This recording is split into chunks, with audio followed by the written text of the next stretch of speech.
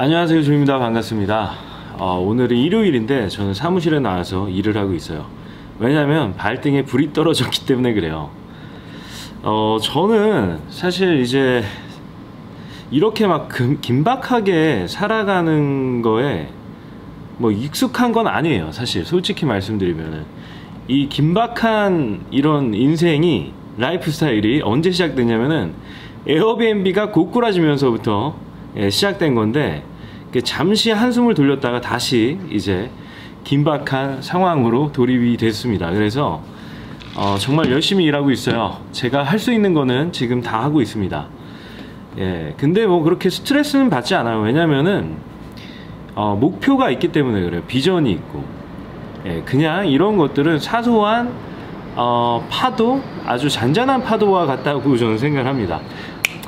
오늘 하고 싶은 얘기는 뭐냐면요, 그래서 한번 이런 얘기를 한번 해보자고요. 사업가의 자질에 대해서, 어떤 사람이 사업을 하면 좋을까에 대해서 한번 얘기를 해볼게요. 그냥 저의 경험을 바탕으로 하는 거니까 그냥 재미로 들어주시면 좋을 것 같아요. 꼭 뭐 여기에 해당이 안 된다고 사업을 하면 안 되는 것도 아니고, 뭐 어차피 자기가 그 결과에 대한 책임만 지면 됩니다. 일단 첫 번째 어떤 조건이 있을까요? 첫 번째, 저는 일단 스트레스 지수가 좀 낮은 사람 있잖아요. 그러니까 스트레스 펀치가 강한 사람, 반대로 말하면. 그래서 어떠한 뭔가 위급 상황이나 뭐 내가 예상했던 대로 일이 풀리지 않더라도 뭔가 차분하게 뭔가 문제를 해결할 수 있는 사람이면 좋을 것 같아요. 그리고 두 번째, 여기서 뭐 비슷한 맥락이긴 한데, 일단 스트레스를 많이 받으면 안 돼요. 받으면 안 되고, 그리고 두 번째는 그거예요. 문제 해결 능력입니다. 스트레스를 받지 않더라도 뭔가 문제를 해결할 능력이 없다고 하면은 그거는 뭐 그냥 망하는 거죠. 그쵸? 망할 수밖에 없어요. 그 날파리가 이렇게 있지? 스트레스 지수가 그러니까 스트레스 펀치가 강하다고 해도 문제 해결 능력이 없으면은 사업이 잘 될 수가 없습니다. 그렇죠? 그래서 문제 해결 능력이 있는 사람, 이 문제 해결 능력이 있다라는 거는 사실 거꾸로 얘기하면은 학습 능력이 있는 거예요. 학습 능력. 뭔가를 새로운 문제의 연속이거든요. 사실 예측할 수가 없어요. 한 치 앞도 예측할 수가 없어요. 그래서 항상 저희가 무슨 IT 기업을 운영하는 게 아니더라도 새로운 이슈들이 항상 등장합니다. 그러면 그 새로운 이슈들을 스트레스도 덜 받고 차분하게 학습해가지고 풀어나가면 돼요. 그리고 세 번째 뭐가 있을까요? 세 번째는 뭐 이 첫 번째 스트레스를 안 받는 그것과도 비슷한 내용인데, 긍정적인 사람이어야 된다고 봐요. 제가 여러 번 얘기한 적이 있는데, 긍정적인 사고방식이 없이는 사업을 잘 끌어나갈 수가 없어요. 왜냐면 추진력이 안 생기거든요. 뭔가 자꾸 비판적이고 뭐 이렇게 부정적으로 어떤 사안들을 계속 바라보는 사람들은 문제점들은 되게 잘 찾아내요. 근데 사업은 사실 문제를 찾는 게 아니라 해결 방안을 찾는 게 그거거든요. 주 업무예요. 문제점들은 사실 밖에 있는 사람들이 봐도 충분히 다 보입니다. 문제는 누구나 찾아낼 수가 있어요. 근데 이거를 긍정적인 마인드로 추진력을 끌어내가면서 해결 방안을 찾는 그런 게 굉장히 중요합니다. 그리고 이게 부정적인 사람들의 특징은 자꾸 이렇게 브레이크와 엑셀을 동시에 밟는 습관이 있어요. 물론 잘하고 싶죠. 잘하고 싶은데 이거를 걱정을 많이 해요. 부정적으로 생각해. 이게 과연 될까? 아니, 안 될 이유를 막 찾기 시작하면서 이제 다시 브레이크를 밟아서 결국에는 후진을 하는 거죠. 후진을 R로 두고 후진을 하는 사람들이 있습니다. 근데 일단 여러분 아시겠지만 사업은 일단 한번 시작하면은 망하기 전까지 멈출 수가 없다. 그걸 아셔야 돼요. 그렇죠. 그래서 강력한 긍정적인 정신이 필요하다. 진짜 다 잘 될 거라고 생각하고 해도 안 되는 게 사업이에요. 대부분 망해요. 대부분 망합니다. 진짜. 그런데 제가 시도했던 거 10가지 중에 한 2가지 빼고는 다 별로 안 좋았어요. 결과가. 2가지? 진짜? 2가지? 하나는 뭐 그냥 안타 정도 친 거? 그래도 3할이면은 굉장히 높은 거거든요. 30%의 성공률이면은. 그렇습니다. 그리고 또 하나 뭐가 있을까요? 긍정적이고, 예. 인내심? 인내심이 강해야 된다고 봐요. 인내심, 진짜. 불굴의 의지, 열정, 뭐 추진력, 뭐 이런 건데, 의지가 좀 강해야 됩니다. 의지가. 그리고 의지가 강해야 된다는 거는 외로움에도 강해야 된다는 거예요. 그래서 결국엔 의지가 강해야 된다는 말은 그 확고한 자기 확신을 가진 비전을 갖고 있어야 된다는 얘기랑도 마찬가지 말입니다. 그래서 진짜 확고한 의지로 누가 뭐래도, 정말 누가 뭐래도 자기 주관이 확실해야 되는 거죠. 이렇게 조건이 까다로워지냐 점점. 그만큼 사업은 아무나 할 수 있는 건 아니에요. 절대로 아무나 할 수가 없어요. 예, 그쵸. 점점 생각을 하면 할수록 필요한 능력들이 많아지네요. 그쵸. 예, 학습 능력도 있어야 되고, 불굴의 의지도 있어야 되고, 예, 문제 해결 능력도 있어야 되고, 긍정적이어야 되고. 아차, 그리고 하나 더 있어요, 여러분. 예, 아직 좌절하기엔 일러요. 강인한 체력이 있어야 돼요. 체력이 좋지 않으면은 아무것도 할 수가 없어요. 체력 진짜 중요합니다. 우리가 돈이 없어도 체력이 있으면 몸빵으로 할 수가 있어요. 몸으로 때울 수가 있다는 말이죠.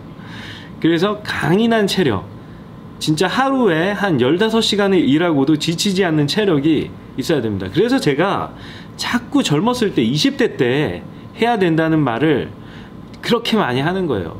왜냐면 이 체력 자체가 다르기 때문에 터뜨릴 수 있는, 폭발시킬 수 있는 에너지의 강함, 파워풀함, 이런 게 다 다릅니다.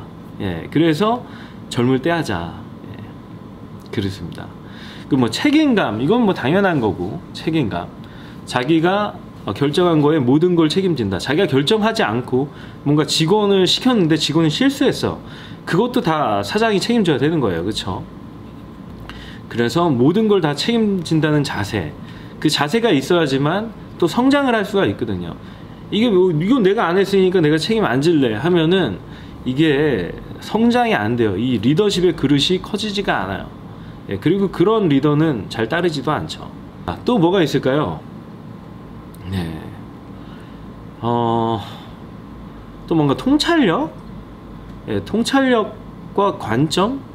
이제 저의 멘토분이 한 분이 계신데, 이 멘토분은 통찰력보다 더 중요한 게 관점이다, 이런 말씀을 하시는데, 뭐 상당 부분 동의를 합니다. 예, 통찰력이라는 거는 말 그대로 영어로 인사이트라고 하잖아요. 영감 같은 거예요. 번쩍 해가지고 거기에 본질을 빠르게 캐치해내는 능력, 그런 게 통찰이죠. 예. 근데 이게 지속성을 띠려면은 관점의 형태로 접근을 해야 된다는 말이에요. 그래서 뭐 통찰력도 있어야 되고, 관점도 명확해야 되고, 도대체 뭐 그냥 슈퍼맨만 사업을 할 수 있는 걸까요? 저는 그렇지 않다고 봐요. 왜냐하면은 이런 능력들은 뭐 타고나는 부분도 어느 정도 다 있어요. 근데 어느 정도 학습을 통해서 강화할 수 있는 그런 것들이 상당 부분이 있습니다. 예, 물론 저희가 손정희 같은 그런 천재 사업가죠. 정주영 회장님 같은 천재 사업가, 이런 사람은 뭐 진짜 하늘이 만들어주는 거라고 저도 생각을 해요. 알리바바 마윈이나. 예. 그렇지만 저희가 뭐 연매출 1000억 뭐 요 정도까지는 진짜 노력을 하고 좀 운대가 잘 맞으면은 어느 정도 달성을 할 수 있다라고 봅니다. 예. 운이 좋아야 돼요. 운까지 좋아야 돼. 이렇게 노력도 하고 막 체력도 줘야 되고 머리도 줘야 되고, 머리는 뭐 그렇게 중요하진 않은 것 같아요. IQ를 얘기하는 게 아니에요. 그러니까 뭔가 이런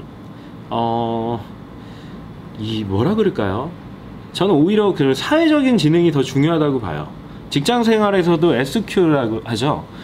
이런 지수들이 굉장히 중요한데 이거는 마찬가지예요. 왜냐하면 사업은 결국 사람이 하는 거고 사람들한테 파는 거예요.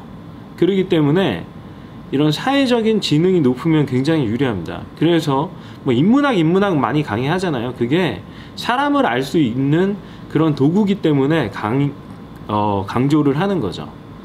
그래서 중요하다고 얘기하는 거예요. 인문학이 그냥 인문학 자체로도 물론 좋지만 문학의 장르로서도 중요하지만 이 사람에 대해서 알 수 있는 거, 결국 사람을 배우는 거거든요. 인생이라는 게 사람을 배우고 또 내가 좋은 사람이 되고 성장을 하면서 그게 뭐 인생의 가장 중요한 포인트 아니겠습니까? 저는 그렇게 생각합니다.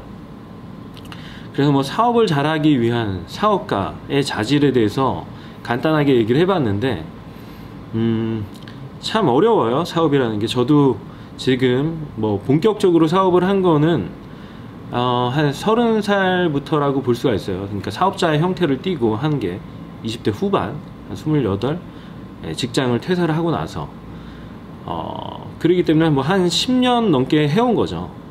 근데 뭐 그 전에 학생 때부터 저는 뭐 경영학과 출신이기도 하고 학교를 다닐 때부터 계속 사업을 해왔기 때문에 장사 같은 걸 했었어요.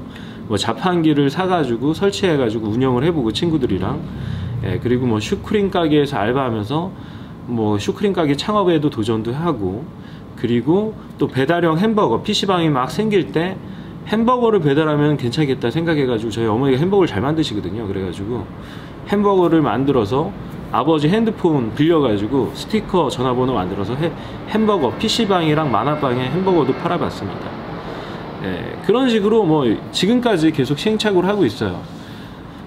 그러면서 저에 대해서 점점점 더 잘 알게 됐고요. 저의 장점과 단점에 대해서도 굉장히 명확하게 지금 확실히 깨닫게 됐어요. 그리고 한 가지 팁을 드리면 유튜브가 그러니까 여러분 자신을 알게 하는데 굉장히 많은 도움을 줘요. 유튜브가.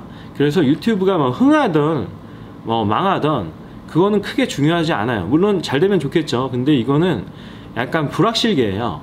불확계라고 하나? 그래가지고 누구도 알 수가 없어요. 운 좋으면 터지는 거고 아니면 많은 겁니다. 그렇지만 이거 하는 것 자체로도 저는 이 사업을 하는 데 있어서 필요한 자질들, 가령 말빨 말빨과 생각하는 능력들을 키우는데 상당한 도움을 준다고 생각을 해요. 그리고 이게 부지런하게 만들어줘요. 왜냐하면 불특정 다수와 이렇게 약속도 하고 내가 뭘 하겠습니다 라고 얘기를 하는 거기 때문에 상당한 책임감을 느끼게 됩니다.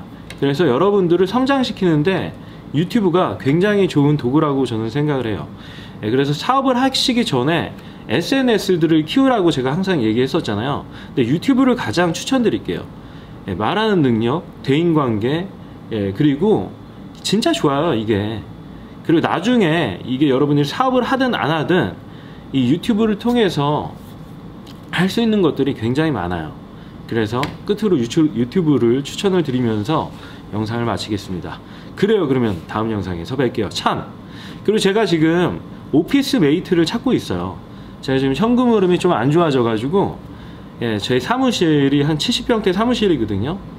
그 링크는 저희 댓글로 고정해서 달아 놓겠습니다. 그 영상을 어제 저녁에 만들었는데 한 분이 이미 신청해 주셨어요.